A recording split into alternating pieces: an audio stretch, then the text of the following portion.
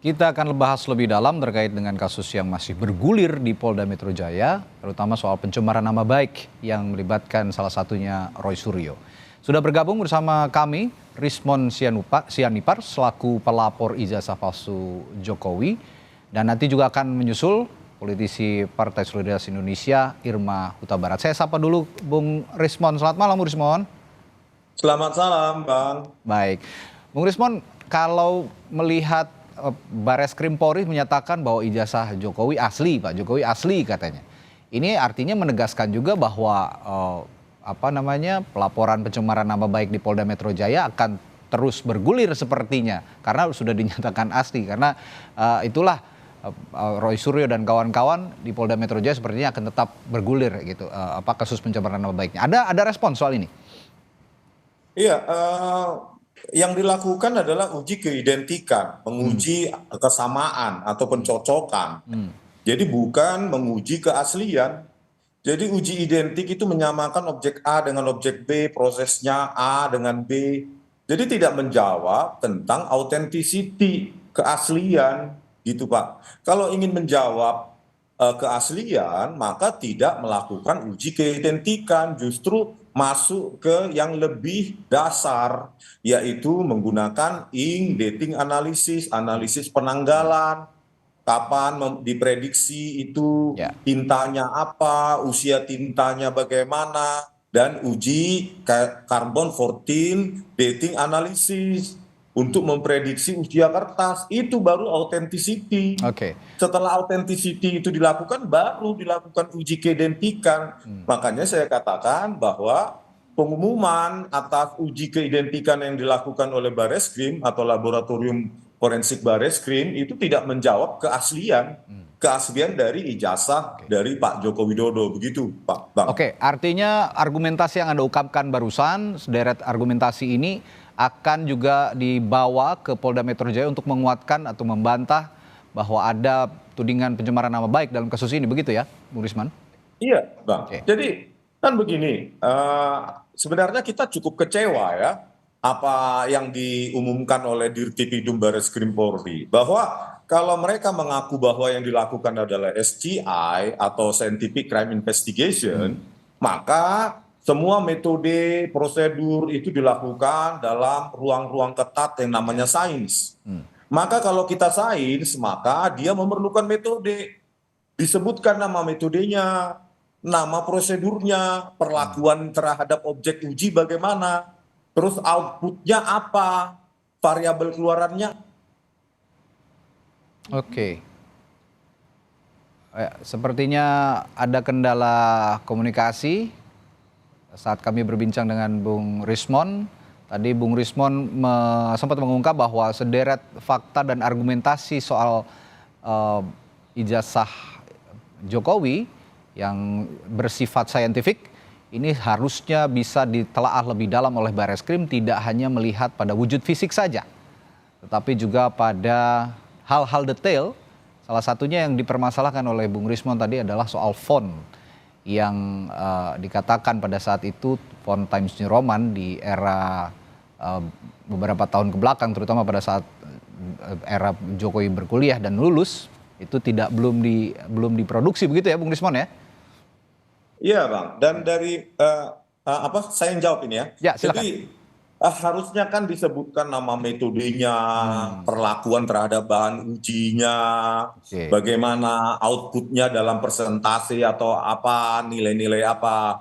Ini kan kemarin yang dilakukan, yang diumumkan adalah sebuah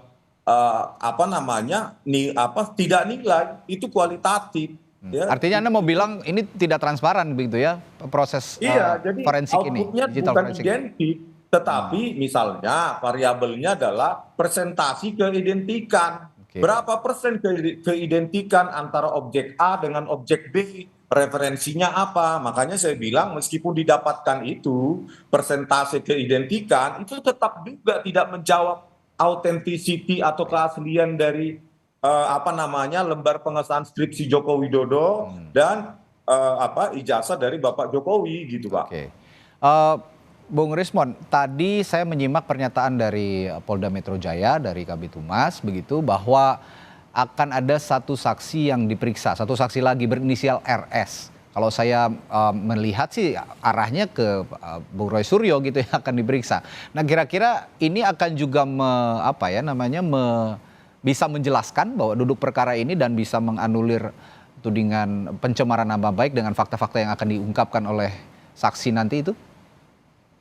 Iya, Bang. Jadi terkait tadi kalau ijazah ya, kalau terkait dengan apa namanya lembar pengesahan skripsi yang kami duga itu tidak berkesesuaian secara teknologi karena menggunakan font digital Times New Roman yang penggunaan awalnya saja secara apa namanya rilis pertama itu tahun 92 dan itu di Amerika. Oke. Dan mengingat dari kerapatan PPI atau DPI, dots per incinya itu sudah sangat tinggi. Saya duga itu diproduksi dengan menggunakan Microsoft Word yang ada di Windows XP dengan kerapatan DPI semacam itu yang dirilis tahun 2004 sampai atau 2005 begitu loh. Nah, Baik. penjelasan dari Dirtipidum itu cukup mengecewakan, Oke. di mana mereka mengatakan mereka mengujinya dengan cara lembar pengesahan itu diraba, terus dirasakan ada cekungan. Oke. Ini kan bukan perasaan.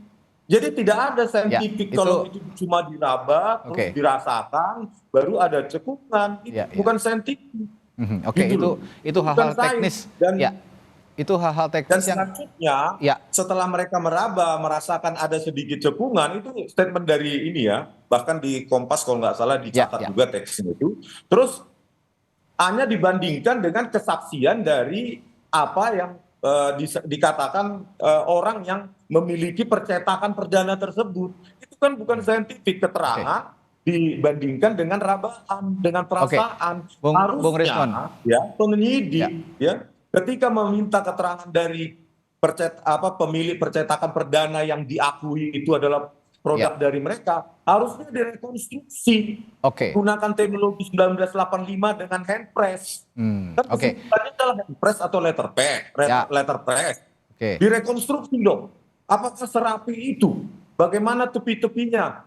Dengan tinta yang basah, dengan lengkungan yang cantik, belum juga dengan kerapatan dari apa namanya titik-titik itu yang sangat rapat, yang tulisannya di lembar pengesahan skripsi itu kan dipertahankan di depan Dewan Penguji.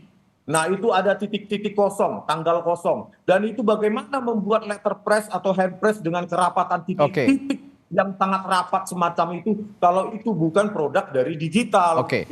Ini saya paham Bung Rismon, ini adalah salah satu keahlian Anda juga karena Anda ahli digital forensik begitu. Saya ingin menekankan juga tadi pertanyaan saya bahwa apa yang Anda jelaskan tadi ini bisa menguatkan argumentasi di Polda Metro Jaya terkait kasus pencemaran nama baik yang dilaporkan oleh atau diajukan oleh Jokowi dan pengacaranya atau kuasa hukumnya.